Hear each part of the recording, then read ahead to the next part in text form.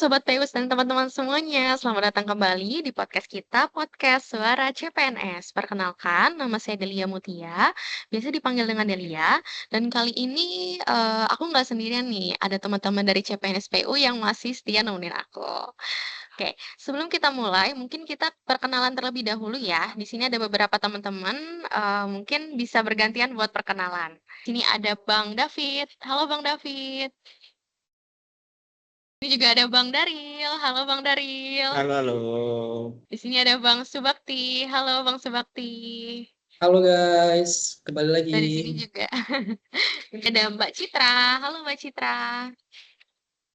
Di sini ada Bang Dana. Halo Bang Dana. Halo, halo. Dan di sini ada Bang Dani nih. Halo Bang Dani. Halo, halo, halo. Nah, seperti di tagline kita nih, sebelah sini. Sini ada tulisan PU Better and PU Stronger. Nah, jadi di episode kali ini kita bakal ngebahas tentang gimana sih caranya buat PU tuh bisa lebih baik dan lebih kuat nih, atau what makes PU stronger and what makes PU better gitu ya. Nah, di podcast sebelumnya kan kita sempat bahas tentang Indonesia nih, mulai dari Indonesia masa sekarang, tantangannya gimana, terus juga selama pertemuan Latsar kan kita juga sempat bahas tentang bela negara, wawasan kebangsaan, cinta tanah air, dan lain sebagainya lah ya. Nah, terus juga kita udah buat-buat poster nih. Nah, sekarang pertanyaannya gimana nih untuk PU, untuk kementerian kita nih, kementerian tercinta, anjay, PU gitu ya. Nah, kali ini lebih banyak bahas tentang gimana sih dan apa sih yang bisa kita perbuat gitu ya dan bisa kita terapin buat PU untuk bisa lebih baik dan lebih kuat gitu. Nah, mungkin di sini ada teman-teman, menurut teman-teman gimana nih apa yang bisa kita terapin? Nah, mungkin dari siapa duluan nih yang bisa ngasih pendapat gitu. Apa sih yang bisa kita terapin di PU ini gitu?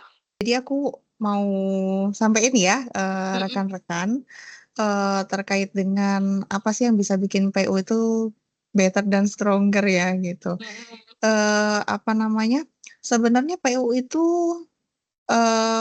sudah mencanangkan ya terkait dengan zona integritas. Kita bahas dulu terkait dengan beberapa waktu yang lalu kan masih kita lihat ada apa namanya, oknum lah ya gitu, dari kementerian kita tercinta ini yang apa namanya, sedih banget sih masih pakai rompi oranye seperti itu ya, apa namanya, terjerat kasus hukum lah seperti itu. Padahal sebenarnya dari PU-nya sendiri itu sudah mencanangkan ya terkait dengan zona integritas ya gitu. Jadi zona Setuju, setuju. integritas itu sendiri ya upaya yang dilakukan untuk mewujudkan instansi yang bersih ya melalui reformasi birokrasi khususnya untuk pencegahan korupsi ya sama peningkatan pelayanan publik.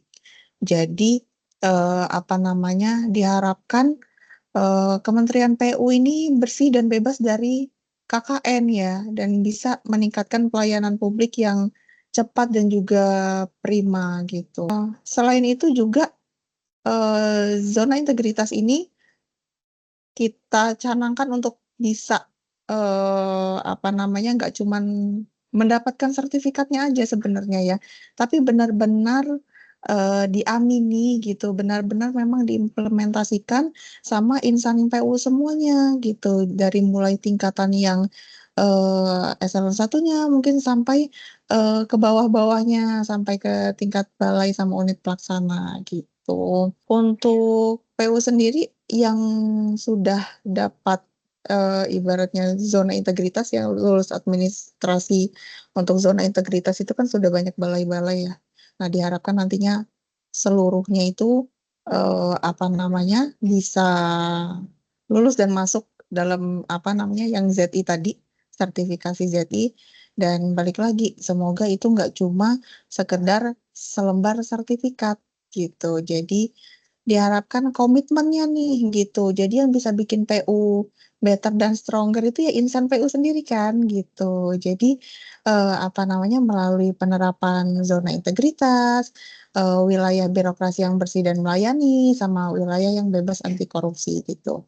Dan ini jadi concern banget nih sama Pak Menteri kita ya, Pak Dodi Hanggodo ya, dia berusaha banget, berupaya banget untuk mewujudkan birokrasi yang bersih gitu. Dan itu nggak cuman menjadi tanggung jawab dari Inspektorat Jenderal aja atau dari tim kepatuhan intern aja. Balik lagi, seluruh insan PU itu harus bersama-sama gitu. Bersama-sama mengimplementasikan, menjalani ya, dan apa namanya, mengimani dalam jiwa gitu. Balik lagi, apa namanya, ke yang Pak Dodi sering bilang, kalau misalnya, sebenarnya kita itu takutnya jangan sama pengawas ya, jangan sama KPK, jangan sama BPK gitu, tapi ya sama Allah Subhanahu wa Ta'ala gitu. Tapi, ZI ini adalah salah satu upaya yang apa namanya dilakukan oleh kementerian kita untuk memastikan bahwa kementerian kita itu bisa nantinya bersih seperti itu Mbak Delia. Ya benar banget sih. Jadi kalau misalnya ingat dari kata-kata Pak Dodi, selalu hadirkan Tuhan di segala aktivitas kita gitu. Jadi jangan takut sama KPK, jangan takut sama BPK gitu, badan pemeriksa lainnya, tapi takutlah sama Tuhan yang Maha Esa gitu. Jadi insya Allah semua yang kita lakuin tuh align lah gitu. Nah, mungkin dari Benar teman-teman banget. lain ada yang mau nanggepin atau menambahkan gitu mungkin? Setuju banget sih kayak kata Mbak Citra. Semoga lah jadi karakter lah ya Mbak ya ZI ini ya. Iya. Jadi karakter setiap insan PU lah. Bener sih, aku setuju banget nih sama Mbak Citra. Apalagi kita sebagai apa ya insan Kementerian PU, itu kan anggaran yang kita kelola kan lumayan besar ya. Jadi memang tantangannya dan godaannya juga cukup besar nih. Nah, untuk mengatasi itu biasanya sebelumnya aku pernah ikut bantu balai juga untuk nyusun dokumen SMAP. Nah, SMAP itu artinya Sistem Manajemen Anti Penyuapan, di mana kalau kita di Kementerian PU ini dicanangkan dan diawasi oleh Direktorat Kepatuhan Intern. Nah, biasanya SMAP itu ada di setiap unit kerja atau satuan kerja malah. Jadi ada komponennya, ada ininya. Jadi sebenarnya kita di Kementerian PU sudah membentengi diri juga untuk godaan dan tantangan yang besar tadi. Karena seperti apa ya, ya kita ketahui juga kalau misalnya kita bekerja itu banyak sekali yang apa ya, mendekati seperti melakukan gratifikasi, seperti konflik kepentingan itu akan sangat mudah terjadi gitu kalau misalnya kita bekerja di lapangan. Nah, untuk itu biasanya dilakukan audit SMAP atau Sistem Manajemen Anti Penyuapan setiap tahun. Itu komponen-komponennya biasanya ada FKAP dan juga ada auditor. Nah, gitu untuk dasar hukumnya, biasanya itu SMAP itu berdasar dari peraturan internasional, yaitu ISO 37001 tahun 2016. Nah, tujuannya ada banyak. Salah satunya itu meningkatkan integritas organisasi melalui kebijakan anti suap yang terstruktur. Nah, jadi SMAP ini memang dilakukan supaya menanamkan budaya-budaya itu kepada masing-masing ASN, supaya kita membentengi diri, baik diri sendiri maupun instansi, dari gangguan dan godaan tersebut. Aku setuju banget sih sama Mbak Citra barusan. Ya, setuju, setuju, setuju. Mungkin ada kacamata lain nggak nih? Mungkin dari Bang David bisa nambahin, mungkin dari kacamata hukum, karena backgroundnya hukum kan ya. Mungkin bisa nambahin sedikit gitu. Ya, Ya kan judulnya itu gimana kita ngebuat PU better and stronger kan. Ya mungkin yang sekarang sudah baik, tapi kita mungkin bisa membuat jadi lebih baik dulu. Sebagai dari orang belakang hukum saya punya 3 poin nih. Yang pertama tuh penyederhanaan regulasi dan birokrasi itu. Ya kita lihat tuh salah satu tantangan terbesar yang saya amati adalah kompleksitas dan tumbang tindihnya regulasi tuh. Banyak peraturan yang berlaku kan di Kementerian PU. Nah ini baik dari internal maupun eksternal. Kadang seringkali tuh menghambat prosesnya. Bahkan kadang menimbulkan tidak pacar hukum tuh. Proyek yang harusnya berjalan cepat atau itu bisa jadi lebih terhambat tuh. Karena perizinan baru beli. Sama kayak administratifnya banyak syaratnya. Kadang nggak relevan juga. Nah, menurut saya itu sangat penting tuh untuk menyederhanakan semua regulasi yang ada dengan kajian yang tepat tentunya. Tujuannya itu menciptakan satu kerangka hukum yang lebih ramping, mudah dipahami, dan selaras dengan kebutuhan operasional. Dengan begitu kita bisa memangkas birokrasi yang tidak perlu dan mempercepat pelaksanaan proyek yang dibutuhkan masyarakat. Ya untuk yang kedua mungkin peran hukum di Kementerian PU itu bisa dibilang tidak populer ya. Nah mungkin itu harus dioptimalisasi aja pertimbangan hukum untuk pengambilan keputusan. Kadang seringkali peran hukum dianggap sebagai pemadam kebakaran doang tuh. Jadi ketika udah ada masalah hukum, baru kita bisa mengambil peran hukum. Padahal sebenarnya peran hukum itu bisa dilibatkan dari awal untuk apalagi untuk proyek-proyek yang kompleks. Jadi sejak tahap perencanaan, pengadaan, perolehan lahan, dokumen kontrak dan perizinan itu harus sudah diawasi.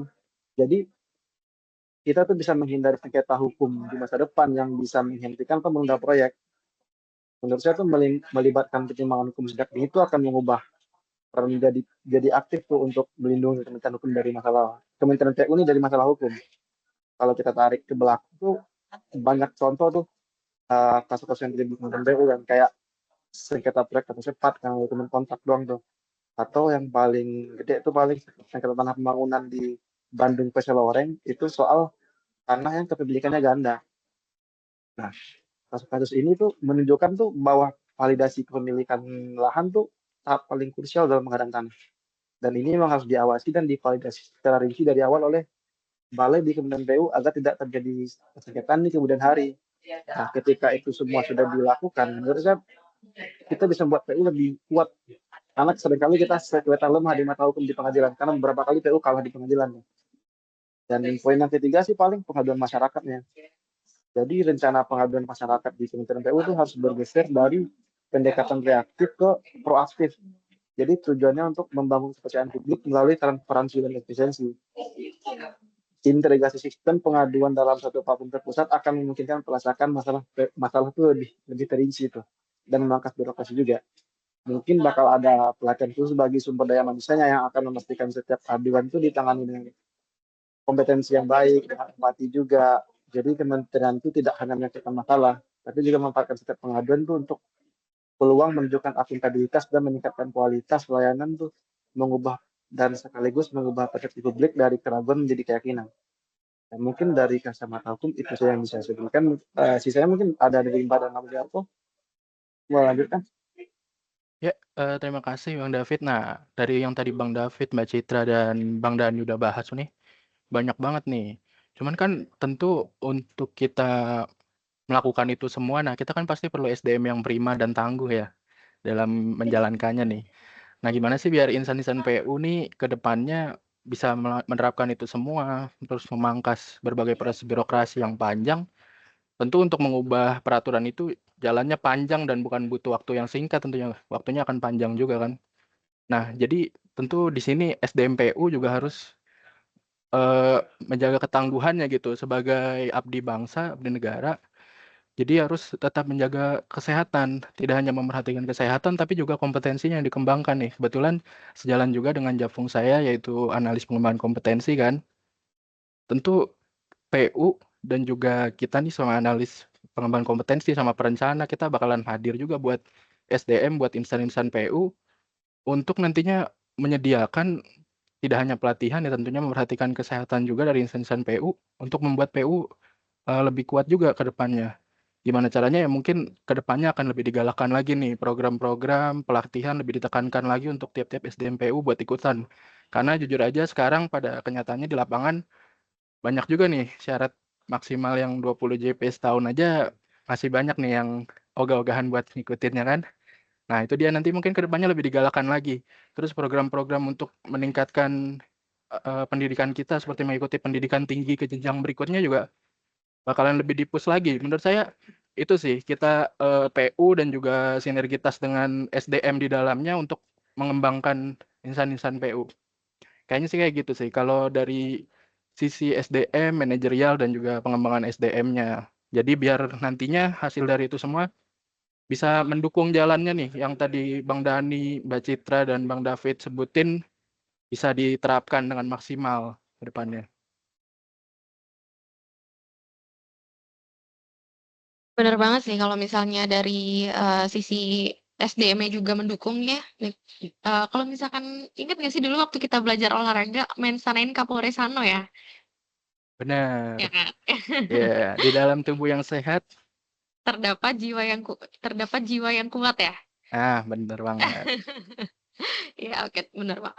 Nah, ngomong-ngomong tentang, jasmani nih, mungkin dari segi apa ya, dari sisi infrastruktur dan juga, kacamata arsitek tuh ada hubungannya nggak sih? Mungkin dari Bang Subakti ya, bisa nambahin gitu, karena background-nya kan ke sana gitu.